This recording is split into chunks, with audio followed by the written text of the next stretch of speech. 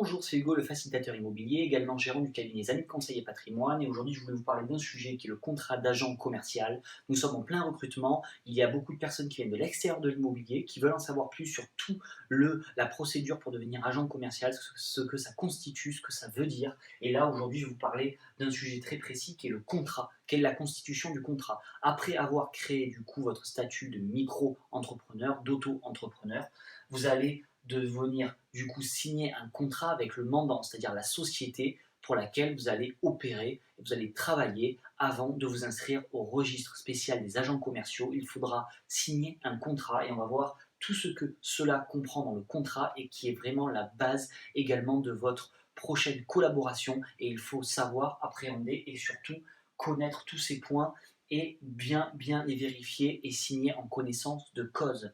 Alors, qu'est-ce qui va être indiqué dans le contrat? Il y aura tout simplement déjà le produit à vendre. En l'occurrence, là, nous sommes dans l'immobilier, donc quel type de bien immobilier vous allez commercialiser, vendre et proposer à des clients.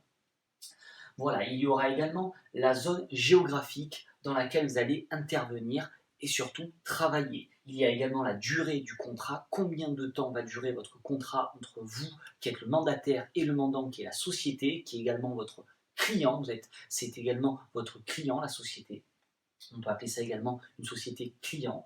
Il y a toutes les obligations réciproques qui lient le mandant, donc la société qui va devoir vous fournir des services, et vous également, tout ce que vous allez devoir, vous, en échange, respecter au niveau notamment légal, juridique et administratif pour ne pas, on va dire, être préjudiciable pour la société. Tout ça sera cité point par point et également tout ce que la société devra vous fournir sera cité point par point.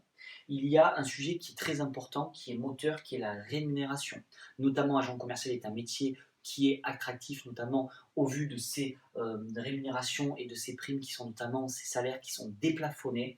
Et il est très important du coup de voir quel est le montant sur chaque vente que vous serez amené à avoir. Est-ce que c'est une rémunération qui sera évolutive ou non? Est-ce qu'elle est plutôt très précise ou est-ce qu'elle est plutôt assez large au niveau des rémunérations tout simplement.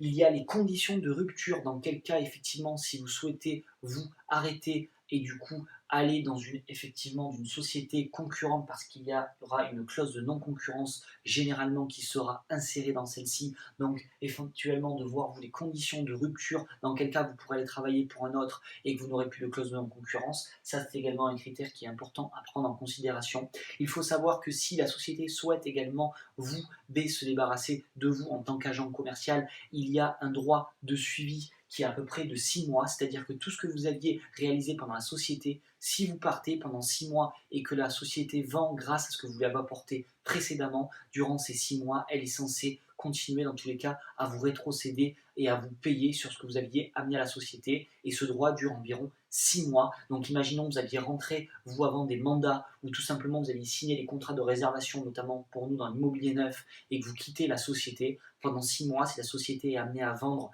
et à concrétiser les contrats de réservation que vous aviez signés, elle devra vous rémunérer sur ces ventes. Il y a également toutes les missions afférentes à votre métier, à votre fiche métier, à votre poste d'agent commercial. Généralement, un agent commercial, c'est quelqu'un qui a une liberté, une autonomie, une liberté et surtout une autonomie au niveau hiérarchique. Il n'y a pas normalement de hiérarchie avec des personnes qui doivent donner et normalement dicter des règles très précises. Mais il peut surtout arriver qu'il y ait d'autres missions, notamment comme des permanences au sein d'agences qui peuvent être réalisées, différentes missions qui peuvent du coup réduire un peu cette autonomie et cette liberté qui peut être affectée à un agent commercial, et il faut les connaître. Elles sont écrites encore une fois noir sur blanc dans le contrat, et il est très important de les appréhender, de poser des questions et que tout soit très clair dès le départ de la collaboration pour ne pas venir nuire et surtout assurer une pérennité entre vous et votre mandant qui sera la société.